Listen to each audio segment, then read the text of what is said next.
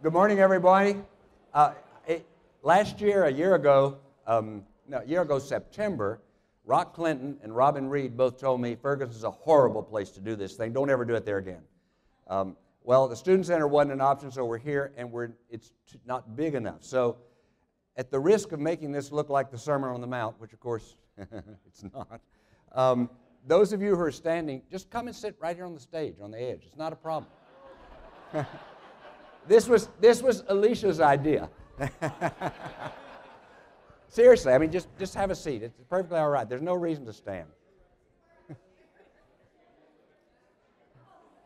And there are a few odd seats kind of scattered. Well, good morning, everyone, and welcome to 2018. I'm sure you agree with me, the idea that we'd be saying 2018 is rather staggering. We're almost halfway through the first month in 2018. It's a wonderful moment at this institution and in this country and in this state and for all of us to begin a new semester and all the promises that it offers. This year, we're able to talk about something that has never happened at this university, winning the NCAA National Football Championship. So we're gonna begin this morning. I want to show you a short film that was made by our people, but it was using ESPN clips. If you weren't there, this will give you a tremendous sense of what it was like. And then I want to share a few reflections on that before we move to everything else. So, the film. Guys, this is it. This is it. You've earned this right. Okay? Everybody in this room has earned this right to be here. You've all made a lot of sacrifices to be here. Everybody talks about playing in this game, but you've earned the right to be here. The sun always shines on the lines. And there wasn't a prettier day than today. This is our day. So enjoy it. Have fun. Have fun for the next 60 minutes on that scoreboard clock. Have fun because it's the next game. It's just another game. So play it like that. Do what you've done to get here. Play your game. Take care of you. You want to be national champions? You've got to earn it for the next 60 minutes. You got to be tougher than they are. You got to find a way to prevail when adversity strikes. We got to team up and be the best team on the field. We got to put it all in together to take it to the top. God has been clear. It's your destiny. Just go take it. A Lion's a champion. A Lion is a champion. And you're going to be a champion tonight. We're taking this program to the top. Let's finish. Let's give glory, honor, and praise to the top. To the good Lord who made it possible. I'm the one to win. Take it to the top and finish it up. Love you guys. Winding down. Here's the snap. The best. Bootleg. Here's the tail break. He's going to break. He's going to go. To the 30. 20 to the sideline. 10. 5. Dives in. Touchdown. No flags. What a play. We talked all of these flags. And the 28. No, it's not. Incomplete. Garrett Blueball. Perfect coverage there. He's funny and hooked up. There's a white. Here comes in Roach, the blue. He sends this one down to Kincaid. Going to run over to the right, catch it at the 1, cut back to the middle, 10, 20, over to the left, 30. He's over to the left sideline, to the 40. He's got them to beat at the 50, 40, 30, 20, 10, 12,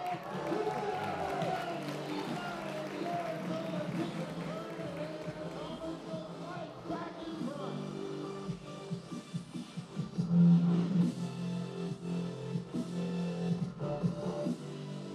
That little room on the right, throws on the road, he's picked off at the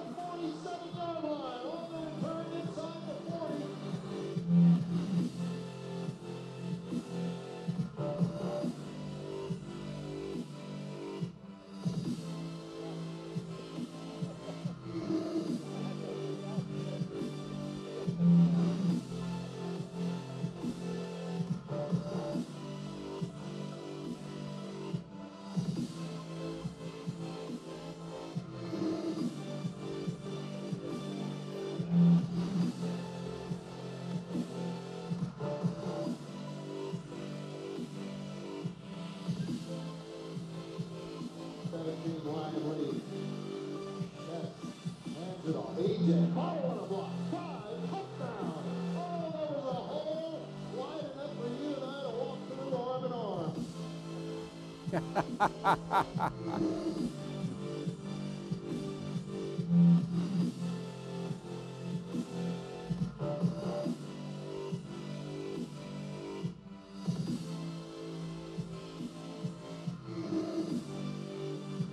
And he's going to fake it. And he's going to throw it away, Billy. It's open and a 2 touchdown. Oh, they suckered him in. My love went back to the build-up.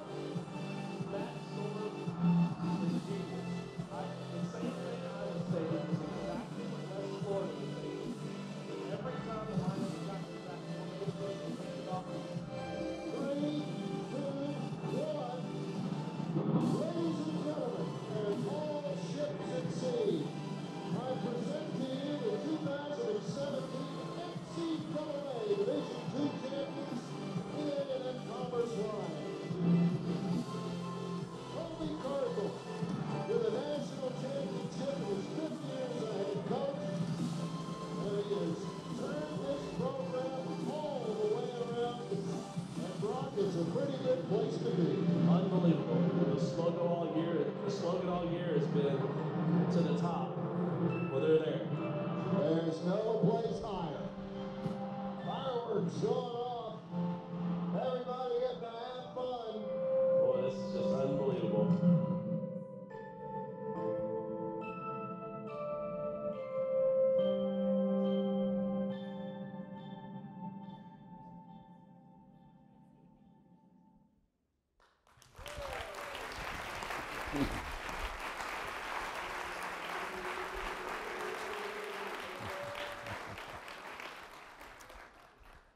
We didn't see that film because I think that the most important thing in a university is its football team, and therefore that's the way we need to start a new semester. We saw it for a reason anticipated by Jessica Branham-Ronowski coming in. After she said about 2 sentences, I said, Jessica, you just gave the first 20 minutes of my speech. It's important, it's beautiful, it's wonderful, and it's a unique and spectacular moment for us because at A&M Commerce, we get it right. It's done the right way. It does the right things. Our athletic program is like Greek life. It has the potential, even more than Greek life, but similar in that done right, it can alter forever and for the better our university and lift us in places that no other program can do. And we have lived through that very experience. All of you that remember that this was 5 games after the season that this team had to win, 3 of them on the road. Those first 3 road games, 2 in Minnesota and 1 in Central Washington, they went up against teams that collectively had a 34-1 record and away from home and cold and after a season. And everybody is somewhat injured. It's an incredible testimony to dedication, focus, discipline, and decency, deep, abiding decency. Some of you may have heard me say, and I'll be telling this for the rest of my life, after the game, there was the post-game press conference, which ESPN and NCAA ran. I mean, we were there. We were just watching. We had no control over it at all. They put Luis and Colby up on the days and asked Luis to say a few things, which of course he did. And you know that Luis Perez is just a prince of a guy. There's no other word to describe him. And then they took questions from the audience, and somebody asked Colby, well, tell me about that defense. How do you get that done? I mean, man, you all had a good, yeah, Luis Perez, but the defense, man, that defense was good. And I'm paraphrasing, but only slightly. Colby said, well, you know, our defense doesn't typically produce a lot of All-Americans because we have 25 guys that I rotate through the defense, and they're a team, they're a group. They're all together. And he said, the secret of the success of that group is L-O-V-E, love. And it sounds weak, and it's not. It sounds soft, and it's not. I mean, this is something that we should all embrace and tell our children about, because the football program at this university is exactly what anyone that wants to see an institution grow in all the right ways, that's exactly what it brings us.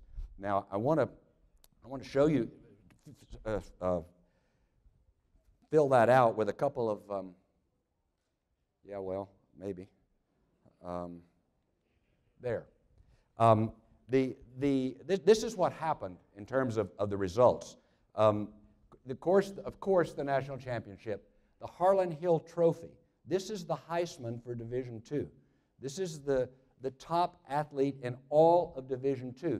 Luis Perez won, and he won overwhelmingly.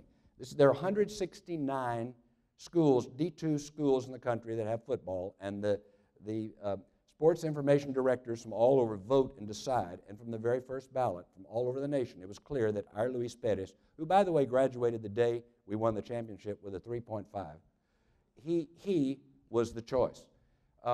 So the picture there on just below the national champions logo is of our Chancellor, John Sharp, our Chairman of the Board of Regents, Charles Schwartz, and Tim and me and Colby, Alicia. I can't see who else is in it. We went to Alabama to receive the award with Luis, and the A&M system sent the plane, picked us up, and took us over. Just exactly what you would want in terms of support. Now, but that was only the second great thing. The third one, the Elite 90 Award. Garrett Blueball was selected, 3.97 average pre-med. This is in recognition of the championship participant with the highest cumulative GPA. So you might say that we won the Triple Crown. And two of them were strictly, one of them was entirely academic, one of them was largely talent plus character, and the third one was the cumulative effort of an entire group, an entire team. So a moment for us to all celebrate with tremendous excitement. Let's see. Okay, this just follows to give you some sense of the academic reality of this team. 7 on the president's list, 23 the dean's list, 9 best in class honor roll, 23 athletic director's honor, 37 line honor roll. Remember, we're Division II. You got to make your grades. Well, must not have learned which button yet. Okay, now, more than playing, more than studying, what about service? Remember, that's the fourth leg on Professor Mayo's stool. Unselfish service to everyone.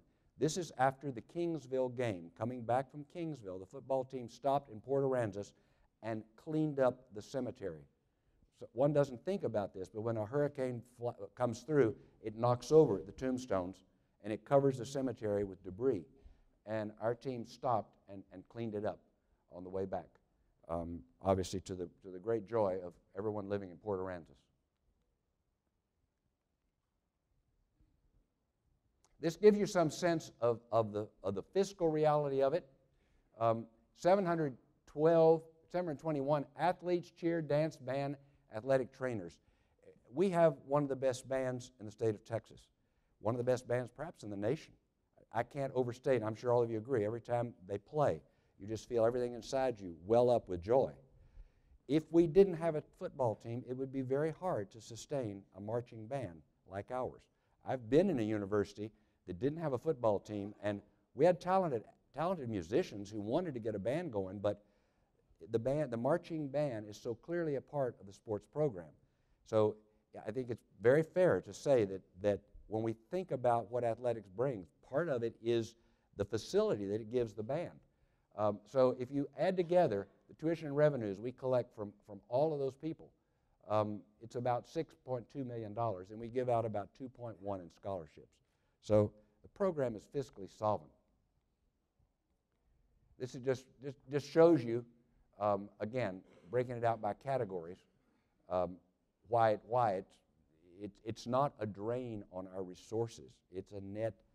It makes us better and bigger in every way. You all remember the athletic referendum. It took from April to February to get the board to agree because the state of Texas doesn't want prices raised because we have a tremendously strong student government, and we have strong student body. Students listen when we told them it's to increase faculty. It's not, in the end, going to change athletics. It's faculty that's going to help. And this is a list of all the various parts of the university that are getting, that Dr. Humphrey's in the process of hiring new faculty for because of that referendum.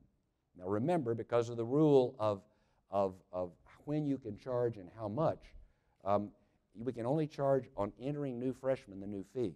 So it will take 4 years for all the money from that referendum to be available. And we only get it a quarter at a time.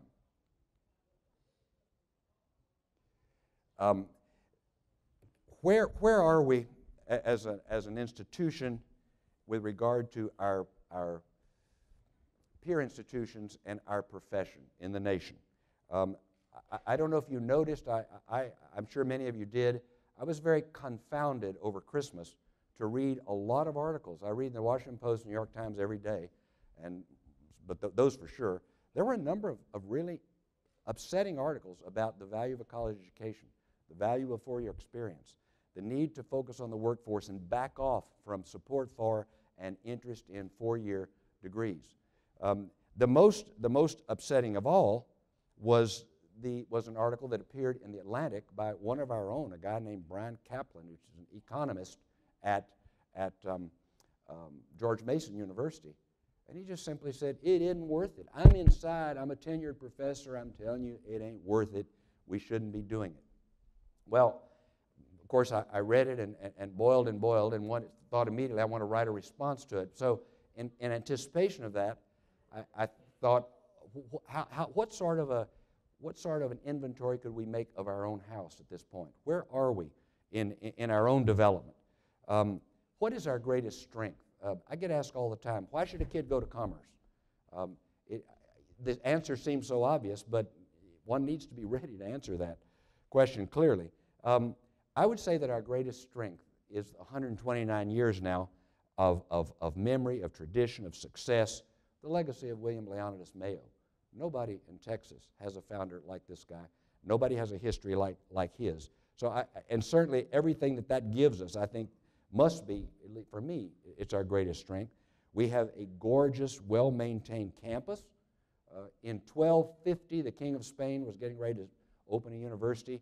He said he wanted buen aire et hermosas salidas, beautiful air and beautiful surroundings. Well, we have beautiful air and we have beautiful surroundings.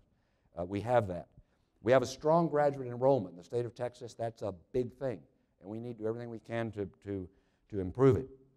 And then probably the most important and the hardest to achieve of all, we have warm, easy relationships between students and faculty and administration and students. Students don't hesitate to approach me, to come to the office, to sit at the table when I'm eating. That's unusual. And I like it. It's exactly what I would want, but I didn't have to create it. That was here. That was part of what you have built over the years. And it's a magnificent statement of who we are as a group. And finally, we have a whole new thrust and new approach to philanthropy and to alumni outreach. These are all things that put us, I think, fixed exactly right to answer well the objection of Brian Kaplan. Our challenges, well, we need to devise a better enrollment management plan. Tarleton right now recruits about twice as many freshmen as we do. That is absurd. And we can fix that, and Dr. Young's in the process of doing precisely that. We need more effective retention strategies. Our retention seen across the system is not anywhere near where it should be, given the power, the strength, and the history of this university.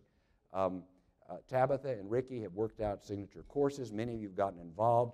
This is not an experiment. This is a strategy that has worked all over the country, and we know it's effective, and we will see its effect going forward. Residential life. We want our students the first 2 years to live on campus.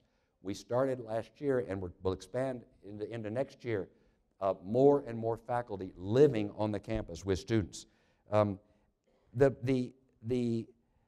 contradiction we have, which is so nice to be able to say, and I say it every time I speak about the university, we have all the benefits, all the amenities, and all the strengths of the elite private institutions, but we have a state price.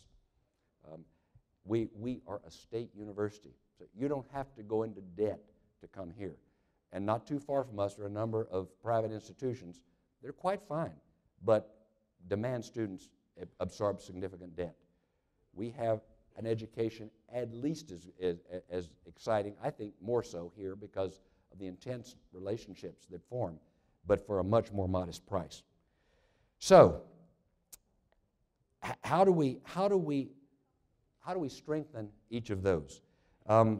At this moment, most of you live outside Commerce. It's not easy to create that close, intense, wonderful experience between faculty and students when most of us have to drive an hour each way to get here. That's not ideal. That is a reversal of what used to be the case in this university. Now, we're in a different world now, families where husbands and wives both work. It will never be the way it was in 1970.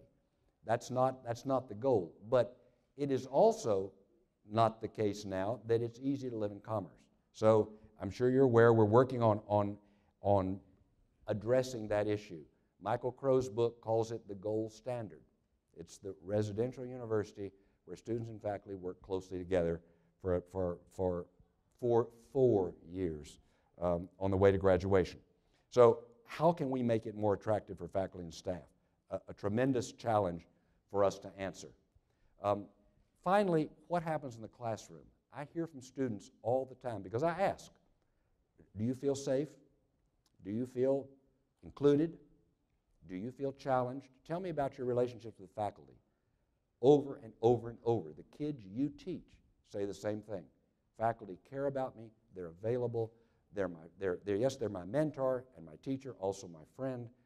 I love the relationships I have with faculty at this university.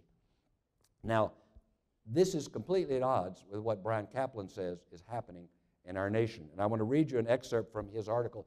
It's the lead article in The Atlantic, in the latest edition, January-February edition of The Atlantic. This is concerning. The Atlantic is a very serious magazine, and serious people read it. He says, it's a guy who's a little younger than I am, most people are, but he's a highly experienced professor of economics and highly published and well-known. He says, and I'm quoting, "I'm cynical about students. The vast majority are Philistines. I'm cynical about teachers. The vast majority are uninspiring. I'm cynical about deciders." He didn't use the A word. He didn't say administrators. Deciders, the school officials who control what students study. The vast majority think they've done their job as long as students comply. Indeed, today's college students are less willing than those of previous generations to do the bare minimum of showing up for class and temporarily learning what's on the test. 50 years ago, college was a full-time job. The typical student spent 40 hours a week in class or studying. Effort has since collapsed across the board. Full-time college students now average 27 hours of academic work, including just 14 of study. Well, 50 years ago, I was beginning the second semester of my junior year in college, and it wasn't the Garden of Eden then either. It wasn't quite as beautiful as he says, even though we all recognize that getting it right with our students and getting our students pointed right is a tremendous challenge that we face with this generation and in this society. I want to relate a story to you that Dr. Humphreys and I were delighted to encounter. This happened last fall. Last spring. It was May or April. Three women wanted to come see us. One of them was, I would say, probably in her 50s, a mother who came back to school here, and 3 were in their 20s, undergraduates. They wanted to make an appointment to talk about their experience in a class. Well, anyone that wants to make an appointment with the president, I think, should be received, and I should be ready to sit down and talk to anybody. That doesn't mean that somebody can come in and complain and I jump up and do what they want, but certainly to hear it and figure out, okay, how do we respond always? So Linda, who understands this every bit as well as I do, said, don't you want the provost with you? Of course, yes, because whatever they say, as soon as they leave, I'm going to talk to the provost. So John and I sat down, four very well-dressed women, and they said, we're not here to argue about anything. We're just here to tell you about our experience in class. And then what they described would merit a chapter in Michael Crow's book called The Gold Standard for Teaching. They said, the class starts on time. If you show up late, she gets very upset with you. So you don't show up late. If you're going to show up late, you tell her ahead of time, I may be late next week. You're not allowed to mess with your cell phone in class. You can use a laptop if you want to make notes, but messages and all that kind of thing, no. And if you get caught doing it, she jumps on you. The class talks about the subject of the day. We don't hear about somebody's divorce or their kids or their summer vacation or their dog. There is no drifting off into secondary topics. It's the topic of the day. If you haven't done your homework, you get embarrassed. Everything in the class is serious. Everything in the class is focused. And we are so grateful and so happy, and we just want you to know that is our experience at this university. Well, this is exactly what we, as an institution, must continue to answer to the Brian Kaplans of this world. No, at A&M Commerce, just as the football team is as one would wish it, so is the classroom, so is the teaching, so is the pedagogy. It's serious, it's exciting, it's focused, it's organized, it doesn't drift, and students walk out grateful. Now, I want to review with you a series of initiatives that are on the table. They're going to take several years to do, but they're clearly things that we need to do to enhance and to underpin all the good things that I've just spoken about. The first one, and you see it flashed up on the screen, is the Event Center. This is a concept. It might look like this. It might not quite look like this. You know we don't have a place to hold graduation. The field house is full of memories. I love walking in there with alumni who say, you know, I played basketball in here in 1960 and so on. It's what is called a vintage building, which is lovely. But we do need an event center. We really do. And there's a group now working on it to try to make that, two groups in fact, to try to make that happen. This is not something that the state of Texas will ever build for us.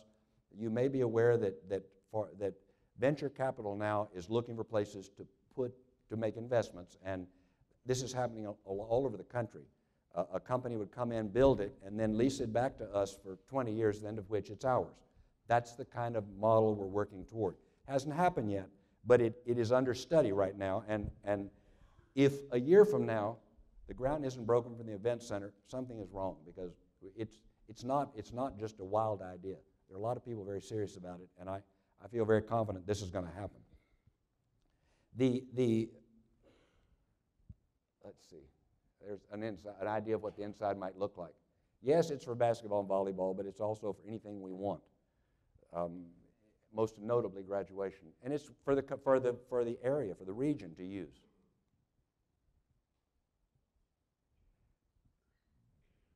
The University Village.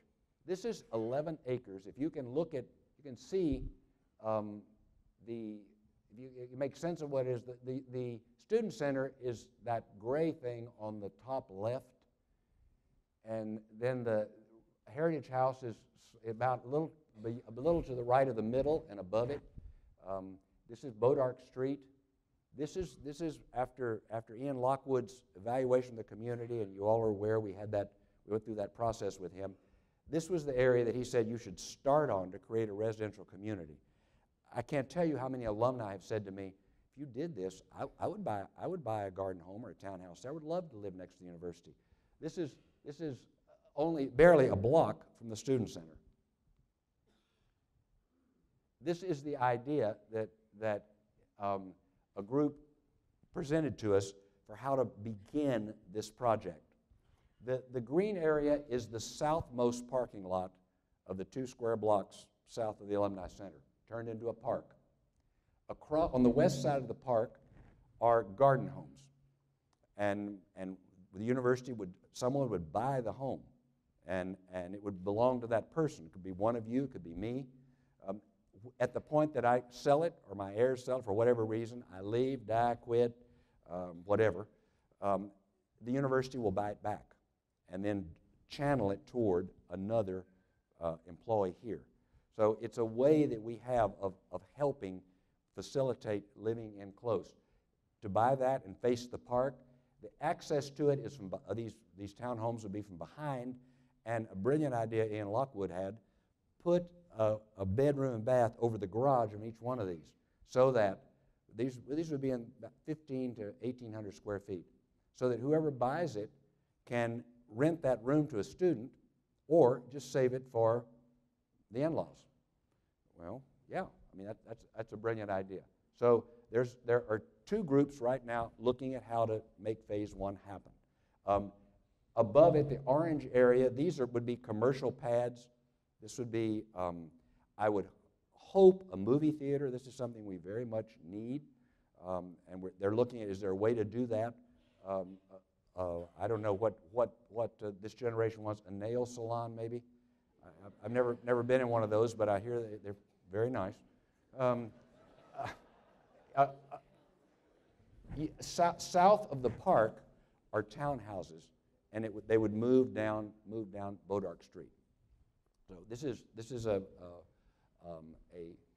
an idea which, again, if nothing has happened on this in a year, shame on all of us, because it's a good idea, and the people doing it are eager to come and start. Again, this is not university money. We don't invest in this. The cost of creating the park from that parking lot is absorbed in the cost of the project. A builder comes in and develops these buildings.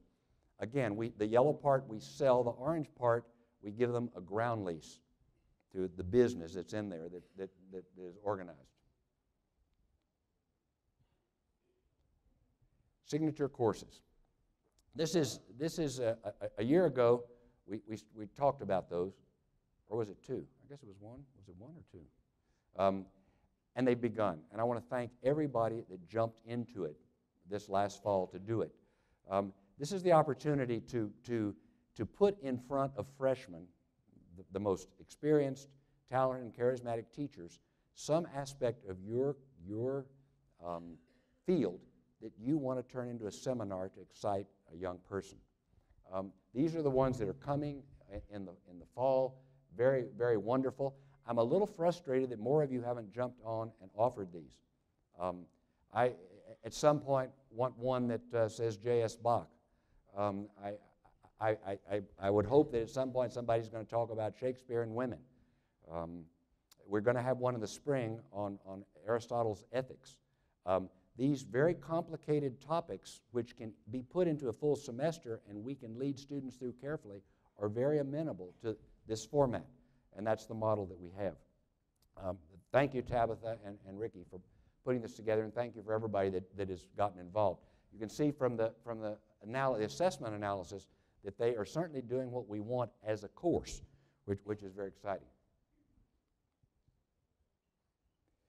The Nurses and Health Sciences building, you all know it's going up. The parking is a bit of a squeeze, but people have gotten used to it. It's most especially felt by this building.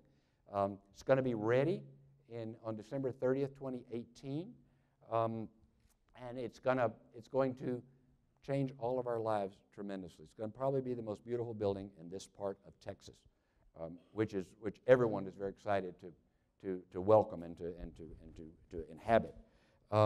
What doesn't show is, because we aren't quite that far into it, is a plan for the new Ag Center. Many of you know that the President's House out on 24 is a structural and maintenance disaster. It was built at a time when in the state of Texas you had to use the low bid in the 60s. Keith McFarland explained this to me. So it's never been a well-constructed house. It has some sad memories, but beyond that, it's just not a good place for the president. We have Heritage House, which is beautiful, smack in the middle of campus. And one of you said to me last year, isn't it a bit pokey? Well, no, it's not pokey. It's plenty of good size, and it's an ideal spot for the presidents to live. To trade that which already exists and is done and maintained and finished and perfectly located for a poorly built, extremely expensive building out, away, seems like an easy answer. It is the case that the location is gorgeous. Of course, the garden, the whole setting of that house is just splendid. Well, the plan is to put a new ag center on those 75 acres, to take the house very carefully out, put in its place a pavilion, and have an ag center in which the Children's Museum, which is right across the road over there, will join us in building and in presenting programmatic opportunities. Children introduced to agriculture, introduced to sustainable agriculture, introduced to animals, introduced to the way we manage our environment. That will all be part of it. They're very excited about that. That initiative we expect, I'm seeing Randy Harp sitting right here, that initiative we expect will be largely underwritten by corporate America, because there are a lot of large corporations who do and are concerned with exactly what will happen in that center. So that's the funding strategy for it. We're not quite there. I can't quite show you a concept yet, but it's very much alive and very much in the works. The great thing about each of these ideas is they don't invoke the same pots of money or the same population. The people interested in the event center have nothing to do with the ag center. The people interested in the ag center have nothing to do with University Village. The way to fund each of these is separate, different, and not connected. So it's all very possible, and it's all very doable. Now, the difficult reality. We are a state institution. We are funded, our academic program largely, entirely funded by the state of Texas. What's coming up in the session? There's been a shift in the A&M system strategy on this. Until the last session, presidents were cautioned by the chancellor to be a little hesitant, to say, yes, sir, thank you, sir, we know you'll do it right, ma'am, and wait. Well, it didn't happen that way in the last session. You remember that A&M Commerce didn't get whacked horribly because we don't have a lot of special items. We're an old institution in Texas, so our programs were in place. And we didn't have a lot of things that depended on it. Now, we did have, Alicia, how many faculty lines was it that were funded by the special item? Quite a few. Can't remember, was it 10 or 12? It was a large number. But some A&M Texarkana looked at the loss of 60% of their funding. I mean, many universities were slammed to the ground.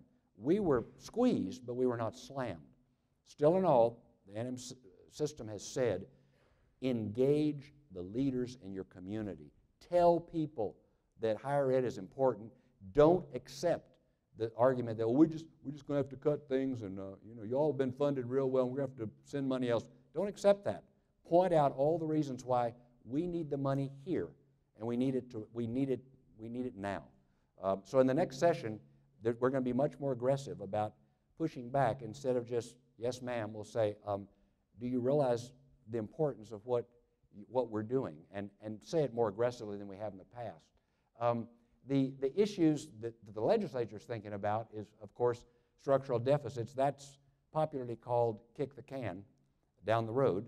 These are things that weren't paid for, and everybody knew they couldn't pay for, so they were postponed.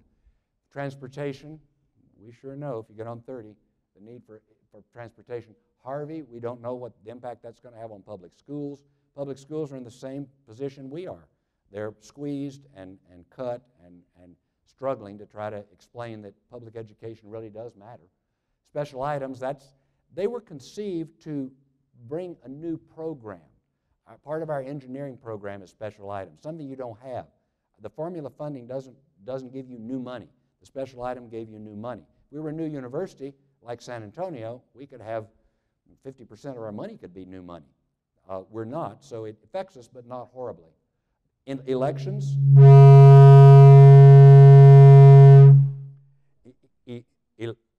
I think it's off. Elections are coming up. You all know. Mark Lilla's new book. He said we don't need marchers. We need mayors. Speaking truth to power changes nothing. You go home feeling good, but nothing changes. What changes is voting. So we all need to vote. We're going to have a new Speaker of the House. Nobody knows what that means. Nobody knows who that's going to be. So a lot of uncertainty. These are the things that are being talked about. Harvey, of course, policy issues, endless ones that don't affect us. Now, the first four things under other items of interest are things that we need to think about and be clear about, because each one has the potential to help us, and each one has the potential to be wildly misunderstood and therefore not help us. Those first four: dual credit, competency-based education, community college baccalaureate programs, and outcomes-based funding. The chancellor, the commissioner of higher education is very much into those four. I just read the testimony from a committee in Austin, and he was pushing all of them. Dual credit. This is great. The problem is it's drifted completely away from what is intended. Students now show up with 60 or 70 hours that don't apply to anything and want to be a junior or a senior. Some show up with 100 hours, want to be a senior, and then say, we don't take credits. That's not true, but it hasn't evolved properly. It's been it's done largely now in the high schools, and it's done by faculty that are not really anywhere near where all of you are in terms of preparation to teach the course. This is widely understood. It's a problem. I'm not sure that anyone quite has the courage to say this except gingerly. The commissioner is very, very open about it, but I'm not sure quite how you rein it back. Competency-based education. This university set the stage for that, for the state of Texas. This was Dan Jones' vision, which was tremendous. The great thing is that everywhere I go, I run into somebody who tells me, I had a guy working in my office. I had a woman working in my office.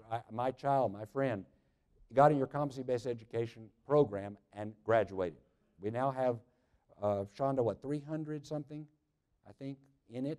The issue to keep stressing is it's a terrific program, but it's a niche in the market. It's not something that you want an 18-year-old to plan for. This is for somebody who started out and for whatever reason got knocked off, got into life, and suddenly decided, I need a bachelor's degree.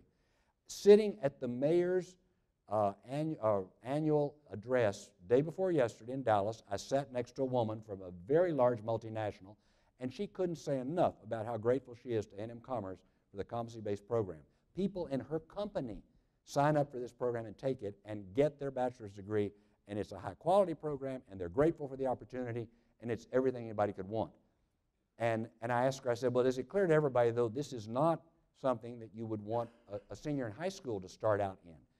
Well, yes, she did say that. The reason I say it is because in Austin, this has been seized by some people as the answer to the problem. Cheaper, quicker, easier, faster. Let's just have everybody do it that way. Well, that wasn't the idea of it. It's a spectacular program for a certain group of people, and we led the way in creating it. Community college baccalaureate programs.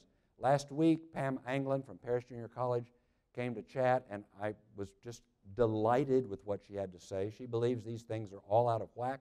Why is a community college straying so far away from its mission, trying to offer baccalaureate degrees? We need to do more to encourage the workforce. We need to get kids ready to transfer to you after 2 years.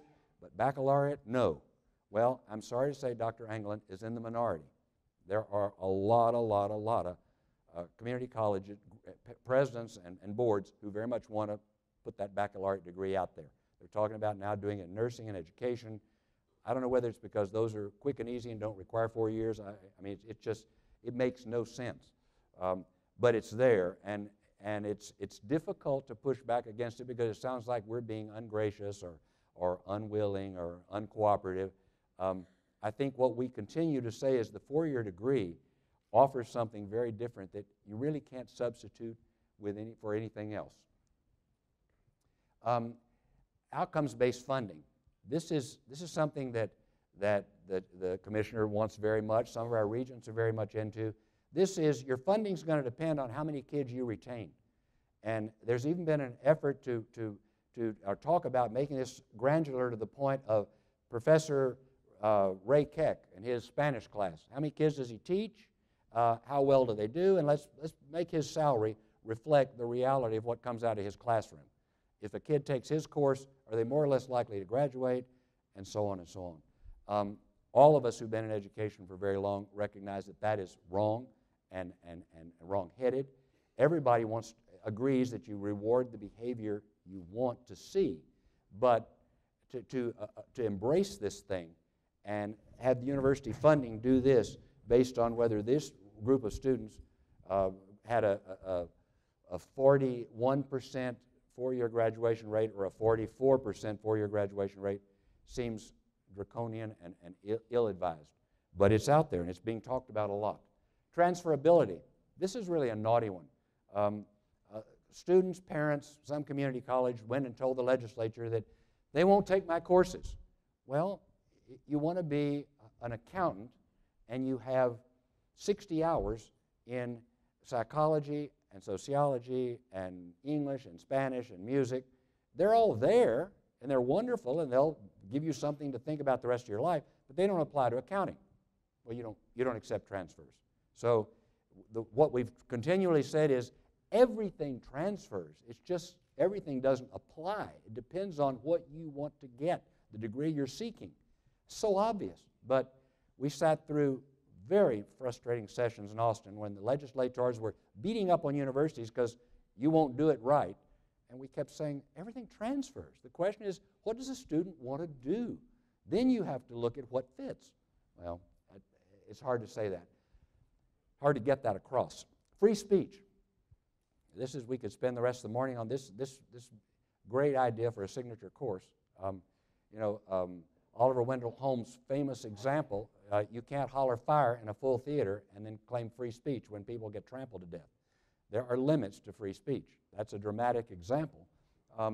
But what are we able to tolerate? My own view is that we ought to be prepared to listen to anything someone has to say if it's expressed in polite and civil tones. Earlier this year, our student government and a group of students wanted to bring out a group of DACA experts from Dallas and talk to students and community about the DACA issues. And there was some pushback from various people who didn't want it to come up because, frankly, I don't think these kids ought to be here. Okay, this is America. We don't have to agree. And I said to them, okay, you can do it, but I don't want any obscenities. I don't want any disrespect. I don't want any lack of civility. I don't care what someone says. Let them finish and then say, I disagree utterly with what you just said. The event was held and it went off beautifully. It was exactly as I described. What I just said is not universally viewed. There's some people believe that you shouldn't let certain views be expressed. The NM system now has said, look at each example. I think that's wise. I think we should. We don't want somebody that's going to advocate harm or abuse to any population. But we can't know until we interrogate what it is the person wants to discuss. So at this point, of course it's free speech. If you can't say it in the university, where can you say it? But there are some limits to it. Reducing fees, everybody wants to do it. Expansions, we got the tuition revenue bond that's building the nursing building. I can't imagine that's going to happen in 2019. I can't imagine it's going to happen in 2021, but I don't know. If oil would go back to $100 a barrel, we'd get more buildings in a hurry, I think. But that's not likely to happen. So at this point, we're very blessed. We have this beautiful building going up. I don't think there's going to be money for capital improvements in the near future.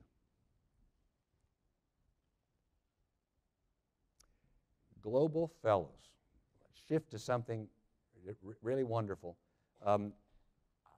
When you think about the high-packed experiences in a university today, everybody agrees that undergraduate research under a faculty member, an internship in your field, and an international experience. These are all some of the best things that can happen to a student. And these are people at the university that have committed to doing that. Thank you, each one of you. Afterwards, there are plaques, I think, for each one of you in the back to pick up. You're doing exactly what we would like to have happen for all kids. If we could afford it, I would want to send every single kid that comes through here abroad before he or she graduates. Thank you to all of you who take students on these for these opportunities.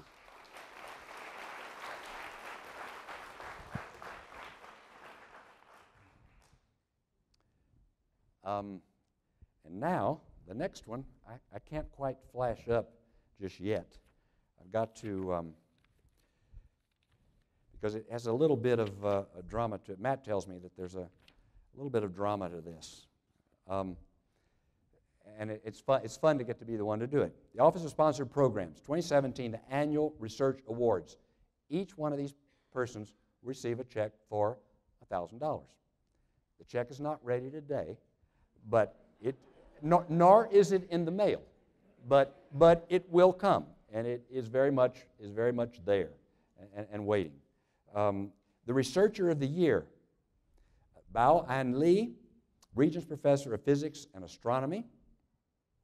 The Research Mentor of the Year, Ben Zhang, Regents Professor of Chemistry. Sponsored Programs Instigator of the Year, Veronica Reed, Director of TRIO Programs. Junior Faculty Research Awards, Vippa Bernhardt, Associate Professor of Health and Human Performance, and Bo Han, Associate Professor of Marketing and Business Analytics. College of the Year, the College of Science and Engineering, Dr. Donham. The total grants received in this year, there were 18 awards, $5.2 million in grants. This is a new high. Congratulations.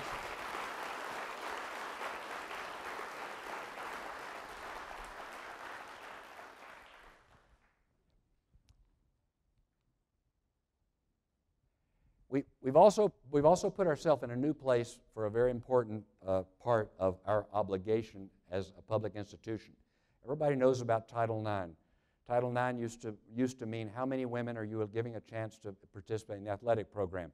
Title IX now means how do you treat each other as human beings.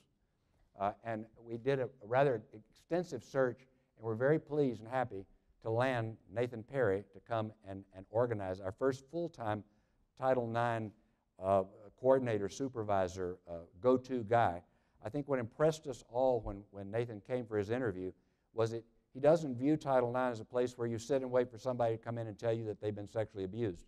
Title IX is about human behavior and human relationships, and he very much believes that his job is to expand the role and to become a presence on campus and have the Title IX office be a place where people come and talk about these very difficult issues. Because we immediately get into areas that everyone feels uncomfortable and unsure when Title IX begins to be a problem. I want to thank Heidi for what she's done, for making it, and James, you all kept this in place for a long time until it just grew beyond the ability of an office to sort of add it as another part of work. Extremely important for all of us. A mandate from the A&M system. This is not something that we just decided all of a sudden that we needed to do. And the system is responding to the political and federal issues. If you read the Chronicle, you know that Title IX is something you don't want to get wrong. You don't want something bad to happen with Title IX. And it won't if the university is alert, honest, and involved. And we're all three of those things, I'm happy to say.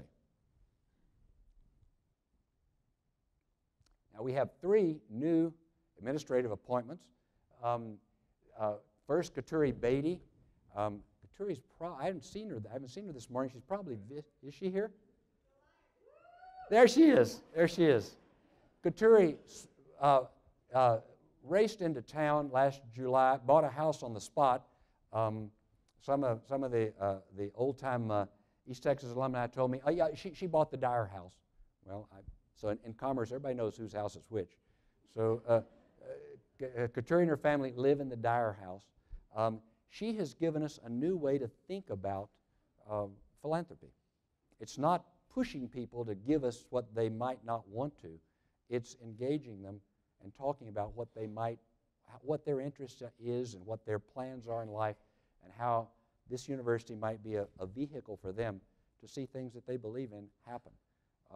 Katuri, thank you. The results are already astounding. We are half again beyond, did I say it correctly, where we were this time last year in fundraising. I think you're going to see a real explosion in this area. Dr. Gil Neiser, ombudsperson, this role is extremely important. Look, jobs are complicated. Life is complicated. Families are complicated. The more wonderful an opportunity or experience, the more complicated it is. I mean, immediately love comes to mind, parenting, marriage. These are all difficult things. Well, so are jobs. People can be unhappy about all sorts of things in their work. Sometimes there needs to be an ethics point, or a Title IX complaint, or an EEOC complaint, or a lawyer called. I fully acknowledge that each of those things could happen. However, a lot of the time it needs to start with just a calm conversation with somebody who is intelligent, experienced, and trained to listen and talk through what it is. We all need that. And yeah, there's Gil sitting right there. Thank you for taking this on. It is and Madeline, where's Madeline? There she is right there. Thank you, Madeline, for having done it up until now. Extremely important. I hope everybody in this room understands. If you're not happy about something, let that be the first stop. Talk to Gil and let him listen and make some suggestions. You are empowered to do whatever you want, of course, but it's always helpful to allow somebody to sort of to start you out in a direction that may lead to a happy resolution. Ethics points and grievances are extremely important, but I have rarely seen those things end in a happy resolution. Somebody's always tremendously unhappy when those things end. Sometimes that's appropriate. Sometimes it's just unfortunate. And the ombudsperson can help us all avoid that. Finally, Dr. Atardo, I haven't seen him this morning. Thank you for a decade of heading a college. And Dr. Kurasina, I did see him right here. Thank you for agreeing to step as interim dean. I'm a little prejudiced. No, not prejudiced. I'm a little warm. This is where I fit in that college. Thank you for jumping in and doing that, and congratulations on your book on India. This is great, and many of you are doing that. Bill, yours most recently just came out and makes us all very proud. So here is where we are as an institution, a moment in which an athletic team that we can all be proud of has put us in a place we've never been before, where people everywhere are saying, national champion. There's a plan in place on the 26th of January in this building to simply have a reception, invite the community, and let everybody celebrate and be happy about it, excited. On the 23rd of February, isn't that right? We're going to have another event here, and it's frankly going to be a fundraiser. We need to put some more resources on the table. It's very hard to budget for a championship. You don't know what's going to happen. So that will be on the 23rd of February. The building expansions you've seen are all part of issues underway. The money to change 24 out here between Culver and Live Oak, we have that. It's a question of getting it in place to do the roundabouts. That will change dramatic. Dr. Humphreys has said that'll be the most dramatic change of all, because suddenly people will slow down and see commerce, and that will attract all sorts of positive repercussions. So all these wonderful things are in place. Where are we with regard to life in the country and life in higher ed in 2018? What does it come down to? What do we walk away thinking? People always want to say, what's your vision? You all may remember President George H.W. Bush used to love to say, oh yeah, the vision thing. It's a fair question, but everybody wants to know, and it's a hard one to answer. What do you do? What is your mission? Well, in the 19th century, John Henry Cardinal Newman, the idea of the university, and in the 20th century, Jose Ortega y Gasset, the mission of the university, published what had become the two most important and widely cited explanations of our work. Cardinal Newman, I'm sure many of you remember this, wanted universities conceived around intellectual and pedagogical concerns, not religious. He presently observed that the more narrow one's training and knowledge, the more prone to adhere to narrow, uncompromising views. The less you know, the more certain you are of it. A celebrated churchman, Cardinal Newman, wanted his university free of ecclesiastical oversight. It's one of the great accomplishments of this country. We have a very vital religious community, but it does not, or should not, impinge upon or impede the political process. Ortega had a view very much like what we have come to as an institution and as a profession. He wanted social, societal improvement. He wanted the university an uplifting force. He wanted each student to be a whole, unfortunately he did say whole man, whole person in its entirety. He was against specialization. He wanted a genius of integration, not what he called pulverization of research. Everybody doing research in little tiny areas. Marvelous. This was written in the 1930s. It wasn't until the 80s and 90s that the idea of interdisciplinary work really took hold. So Ortega was way ahead of his time. Now, if John Henry Cardinal Newman, well, he's Saint John Henry Cardinal Newman now, and Ortega y Gasset were to come to A&M Commerce, they would be elated. Students study books and try out ideas and laboratories on the farm, experiences they have never before read about or imagined. A teacher, whose work is a calling, not a job, directs that encounter. From those readings and those discussions, each student builds a life. If things go as they should, a relationship unfolds that continues throughout the lives of both student and teacher. I hear all the time from East Texas graduates that Dr. So-and-so has been my friend forever. I still call him or call her when I need something. Or, sadly, I'm sorry she or he is gone because while they were still here, I relied on them constantly. That's the way it should be. That's the way it is today here. Because lives like campuses remain forever under construction, we most especially cherish that relationship to our mentors. All but death can be adjusted begins one of my very favorites of Emily Dickinson's poems. For all of us, life is adjustment. Now, this vision must be what we tell the world about Professor Mayo's college. Plato and Aristotle and J.S. Bach and Marcel Proust and Charles Darwin and Friedrich Hayek and Martin Luther King Jr., Virginia Woolf, Maya Angelou, they're all safe. They're all going to be, I didn't say Shakespeare, but he certainly is there. The list is much too long to expect to be comprehensive. They're all there, and they're all in place, and they're very much alive here, and their faces are in our student body. But sitting in this room are people that the next generation are going to cite and talk about. I mentioned only a few, the ones that I have directly encountered. People are going to want to look and ask themselves what Arise says about exchange rates, what Humphreys says about managing corporate culture, what Brannon Wernosky says on Texas women.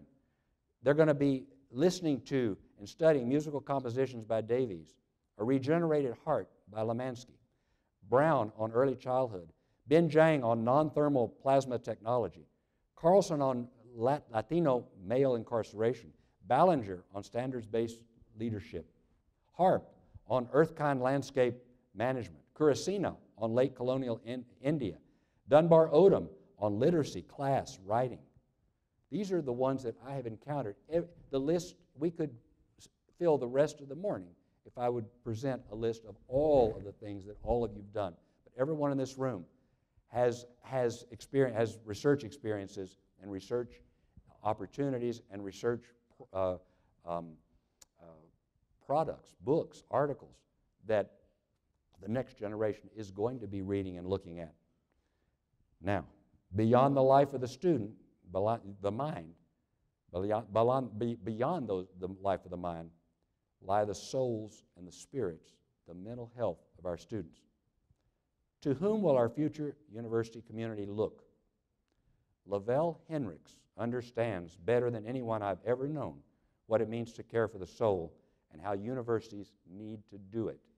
We have that model here today.